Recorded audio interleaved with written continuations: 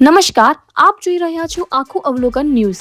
જામનગર જિલ્લાના લાલપુરમાં ગૌમાતાને રાષ્ટ્રમાતાનો દરજ્જો આપવાની માંગ સાથે ભવ્ય રેલી યોજાઈ હતી।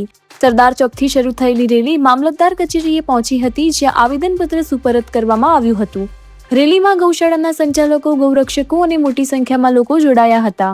ગૌ સન્માન આહવાન અભિયાન હેઠળ ગૌહત્યા પર સંપૂર્ણ પ્રતિબંધ અને ગૌમાતાને રાષ્ટ્રમાતાનો દરજ્જો આપવાની માંગ ઉઠાવવામાં આવી હતી। Bureau chief Pravin Chavda, Lalpur. આજ રોજ તારીખ 7/5/2026 ને ગુરુવારના રોજ આખા ગુજરાતની અંદર આવેદનપત્ર દેવામાં આવ્યા છે। તેમાં બધાનો એક જ હેતુ છે કે ગૌ માતાને રાષ્ટ્રમાતા જાહેર કરે એવી સરકારશ્રીને અમારી નમ્ર વિનંતી છે। તેના સંદર્ભે અમે 4 રૂપમાં આવેદનપત્ર આપ્યા છે। પહેલું આવેદનપત્ર વડાપ્રધાનશ્રીને આપ્યું, એક આપણા રાષ્ટ્રપતિશ્રીને આપ્યું, એક મુખ્યમંત્રીશ્રીને આપ્યું અને એક આપણા રાજ્યપાલશ્રીને આપ્યું। તો વહેલા ને વહેલી તકે ગાય માતાને રાષ્ટ્રમાતા કરે એવી અમારી બધાની નમ્ર અરજી છે।